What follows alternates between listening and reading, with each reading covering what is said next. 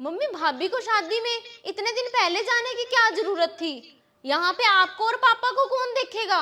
अरे भाभी को इतना तो सोचना चाहिए था कि घर में बूढ़े सास ससुर हैं, आप दोनों को अकेला छोड़ के जल्दी मौज मस्ती करने। अरे अंजलि, सब अपनी मर्जी के मालिक हैं, हमारी यहाँ पे कोई नहीं सुनता। मैंने तो ना इतना मना किया था आशु को कि दूर की रिश्तेदारी में शादी है, तू अकेला चला जा, पर कहने लग गया कि मैं तो ज्योति को साथ लेके जाऊंगा। बेचारी अपने मायके भी नहीं जा सकती, क्योंकि मायका तो तब तक होता है जब तक माँ बाप हो। इसकी बुआ ही सब कुछ है, बुआ के घर तो वही जाएगी।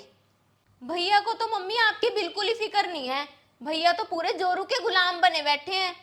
उनको तो लगता है कि उनकी पत्नी तो बड़ी सीधी है, बड़ी भोली है, पर असल में मम्मी पता तो हमें है ना कि भाभी कितनी सीधी है और कितनी भोली है।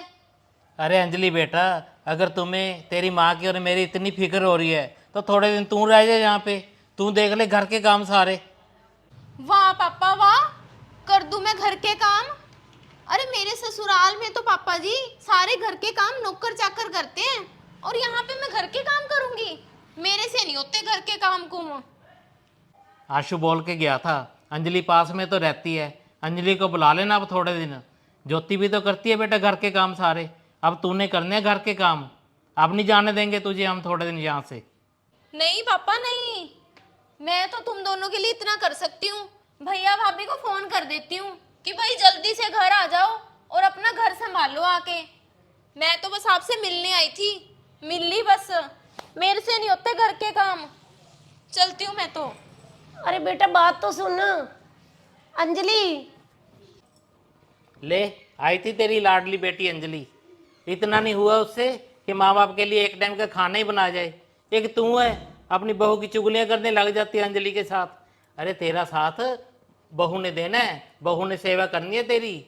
सारा दिन तेरा इतना ध्यान रखती है, टाइम पे तुझे ब्रेकफास्ट देती है, ब्रंच देती है, लंच देती है बना के, डिनर देती है, दवाइयों तक का तेरा सारा ख्याल रखती है वो।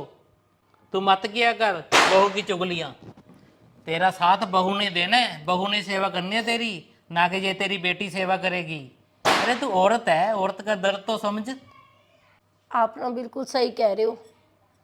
मैं तो बस ऐसे ही बहू की हर समय बेटी के साथ चुगलियाँ करती रहती हूँ, और अंजलि की बातों में आके ना बहू के साथ बिगाड़ लेती हूँ। तो क्या हो गया अगर बहू 2-4 दिन के लिए घूमने गई है, मैं ना उसे आज ही फ़ोन कर देती हूँ कि यहाँ की चिंता मत करना, आराम से अपनी बुआ के घर 1 हफ्ता लगा के आ। हाँ कर दे फोन, बहू को बहुत अच्छा लगेगा। और आप सभी लोग भी।